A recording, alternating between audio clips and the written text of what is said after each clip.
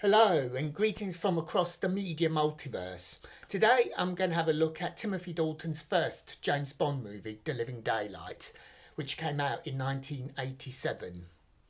The plot, although slightly convoluted, does hold together very well. After the hijinks of the Roger Moore era, this is a return to a more sober, down-to-earth approach and a more espionage formula to follow.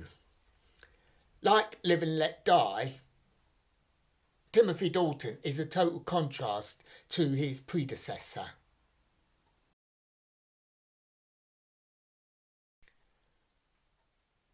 The story proper starts with a defection as we're plunged straight into a Cold War thriller. A few years ago, Cold War espionage was outdated, it was historic, but sadly it's something that is becoming more and more relevant again, which is a real shame in the real world.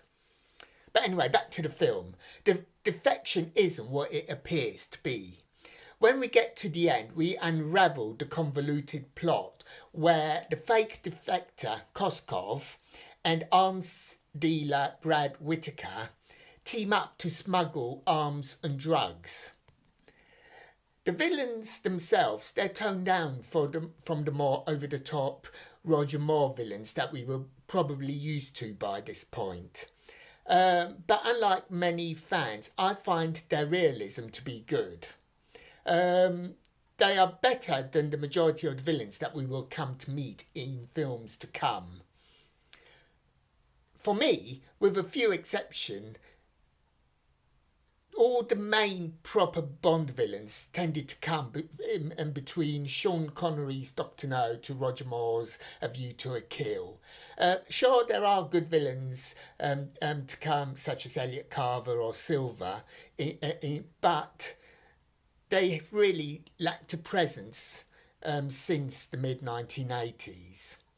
But back to The Living Daylight, it is a really good espionage Cold War thriller. But and there's always a but, the last scenes in Afghanistan, that part of the film, for me, just drags the film down a bit. It fits into the story, but it just loses that pinpoint focus that we've had up to this point, which is a real shame as it leaves the film with a bit of a dull impression as it ends rather than building up to a crescendo. But again, that is in contrast to the over-the-top performances and excitement from the previous 25 years or so.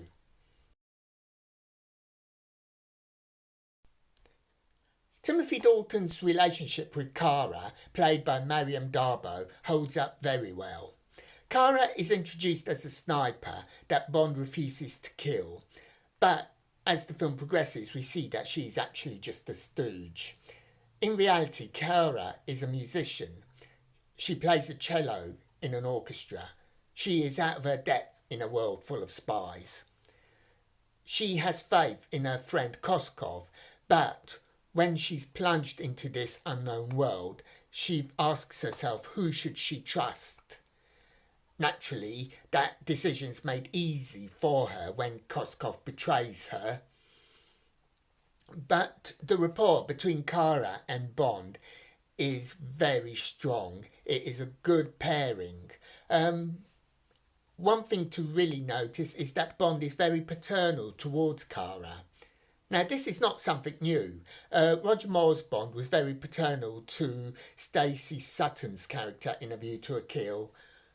Way back at the beginning, Sean Connery's Bond was very paternal to Ursula Andress's character in Dr. No.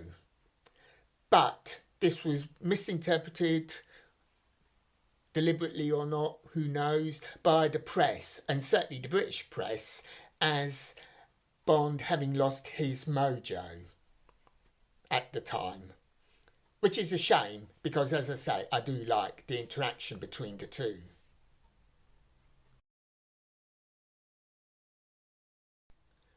For me, this is the highlight of the film, and perhaps one of the big highlights of the entire series. And it is Necros's fight in the kitchen in trying to recapture Koskov.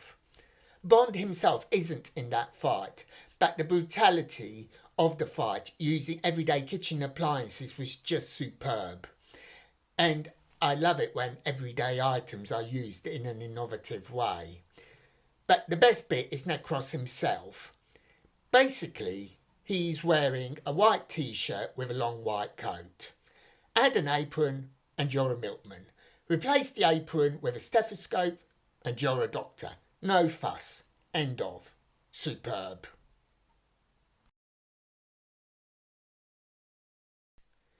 So, for me, this is a strong debut for Timothy Dalton and a total reset for the series. It is the best visual performance of Bond by any actor. This is the Bond I imagine when I read the Ian Fleming books. In action scenes, Dalton even has a hint of a comma of black hair which rests on his forehead, as per Ian Fleming's description. And those are my thoughts. Grateful to hear yours. And until next time, may your news be good news and happy times and places. Farewell.